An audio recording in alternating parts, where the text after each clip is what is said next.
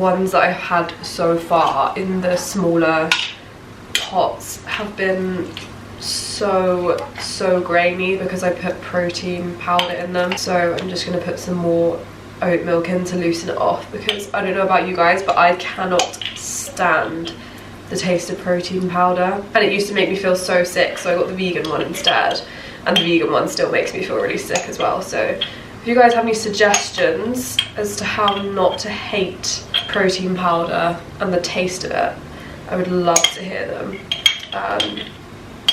because it honestly makes me want to throw up.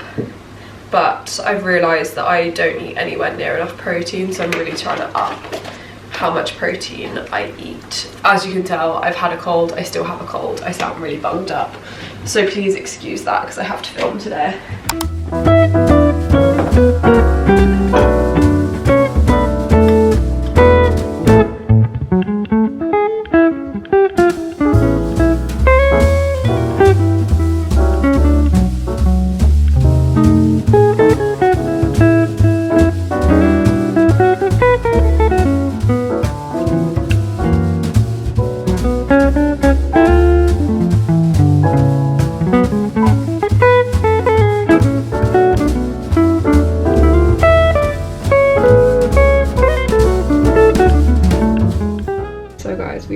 The SQE2 preparation.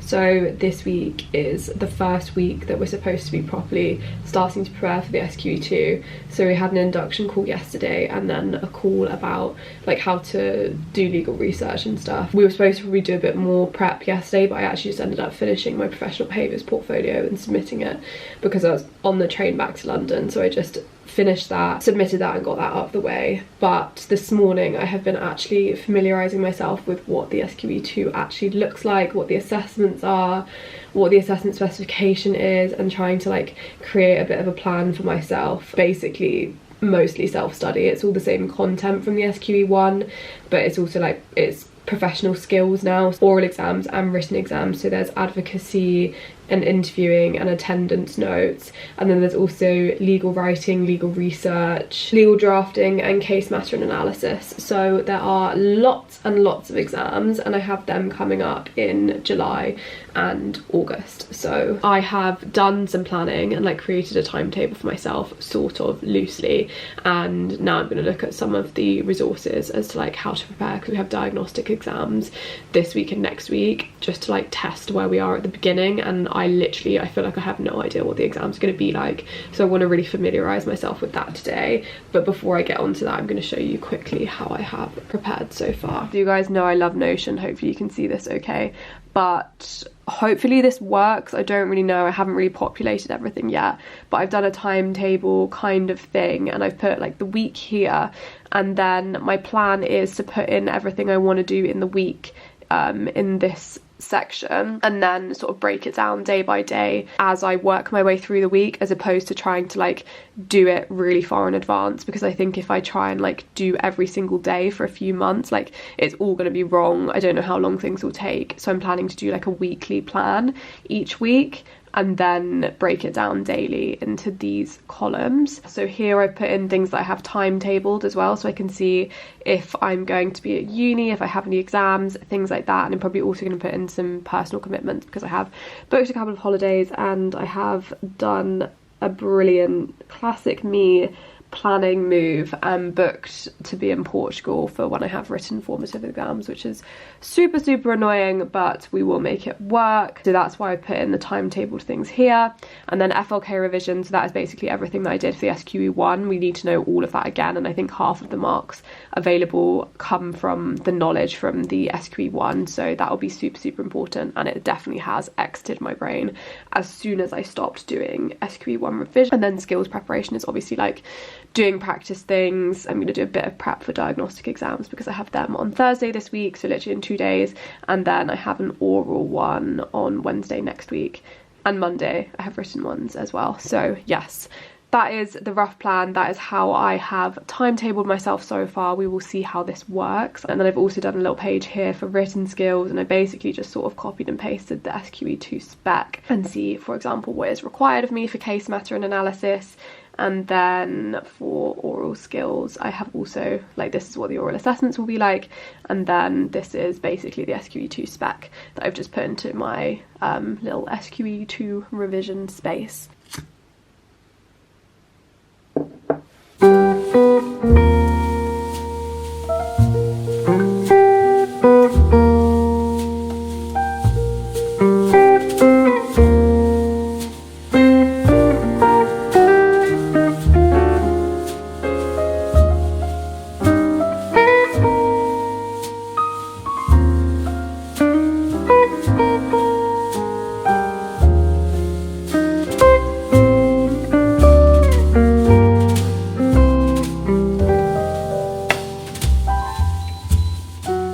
I got some soy ginger miso colu fillets.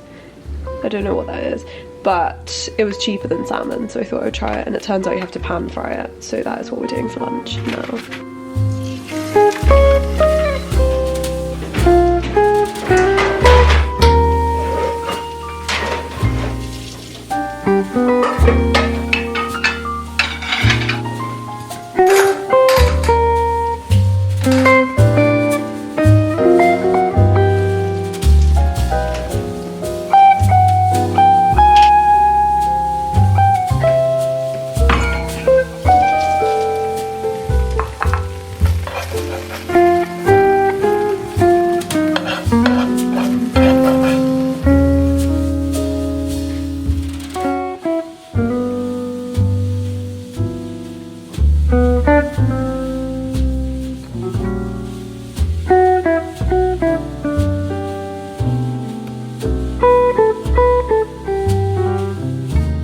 I'm just about to go to the gym, nearly 4 p.m. now, and then I'm gonna go and do something not too heavy. I think I'm just gonna do some glute stuff. I'm not really sure because I still don't feel amazing. And then as soon as I get back, I'm going to have to get ready because I'm going out for some drinks, and that's at like 7, I think. I've literally just been reviewing flashcards, and that is about it really. I'm going for a study day with my friend tomorrow, so I will be doing a full day of sort of trying to half prepare for these diagnostic exams that I have.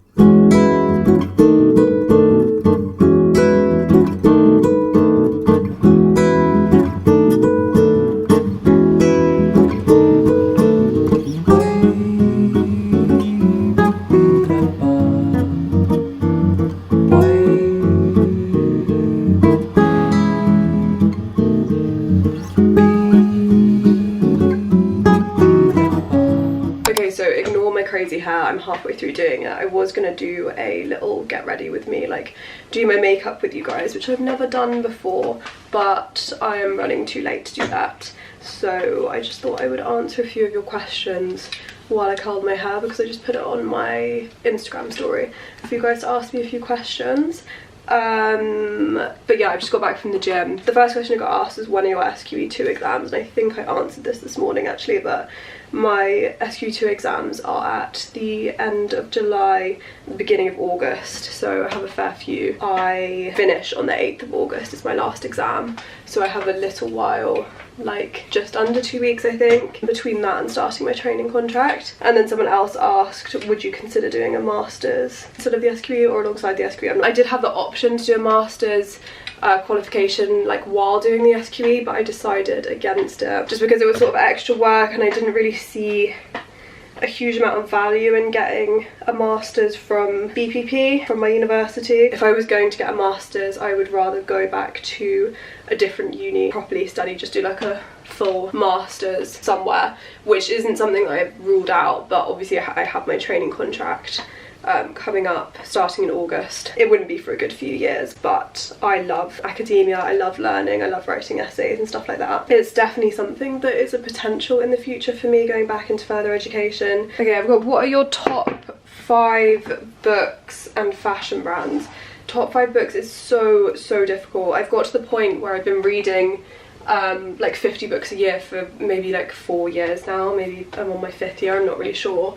So I've read a lot of books and I've got to the point where I'm kind of forgetting which books I've actually read, which has not happened to me before. One that really sticks out to me is I love A Little Life. Character building, like I don't need anything to happen in a book as long as there are like really strong, believable characters and you like get inside their heads. Like I love that in a book. I don't care if nothing happens. If it's written beautifully and you like get in the heads of the characters, I am 100% there for it.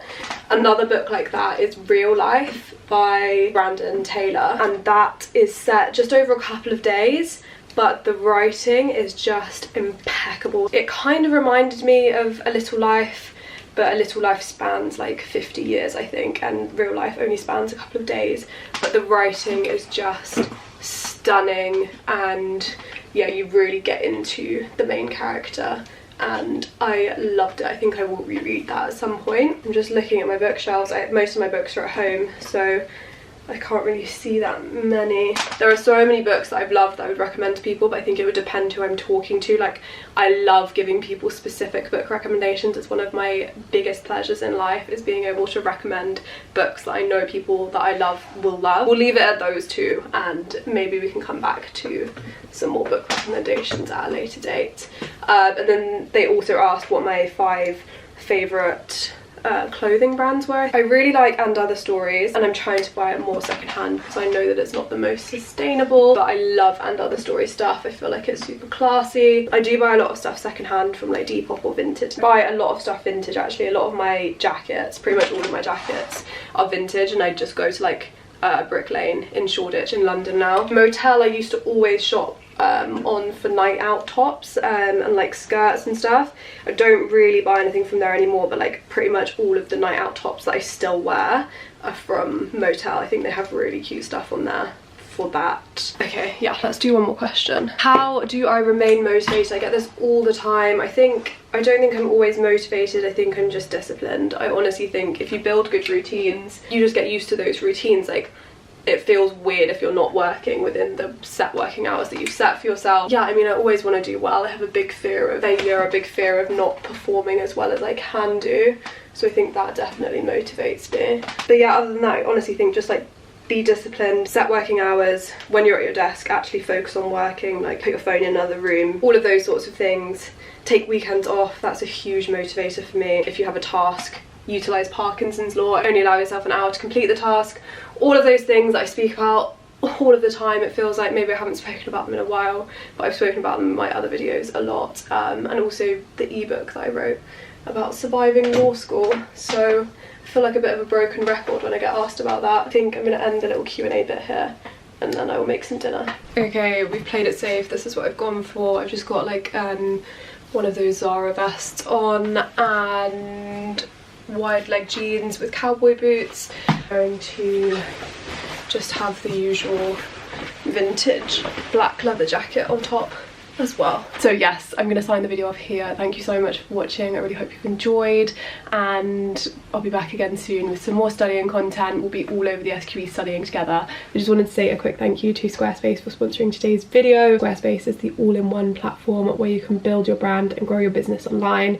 It is where I have built my website to sell my ebooks, and it is so easy and user-friendly to use, which I absolutely love. It took me no time at all to build my website. They have this next generation website design system called Fluid Engine, and it makes it so easy to build your website and unlock your creativity. And you can customize every detail of your website with the redesigned drag and drop technology on desktop or mobile. So you start with a template and you can completely customize it to suit your needs. So the online store is what I use. It's perfect if you sell online products, services, physical products. You can also book appointments through a Squarespace website, and they have amazing analytics, so you can see how well your products are selling, which channels are most effective for sales, and all of that good stuff. So head to squarespace.com/libertymiles and use the code libertymiles for 10% off your first purchase of a website or domain.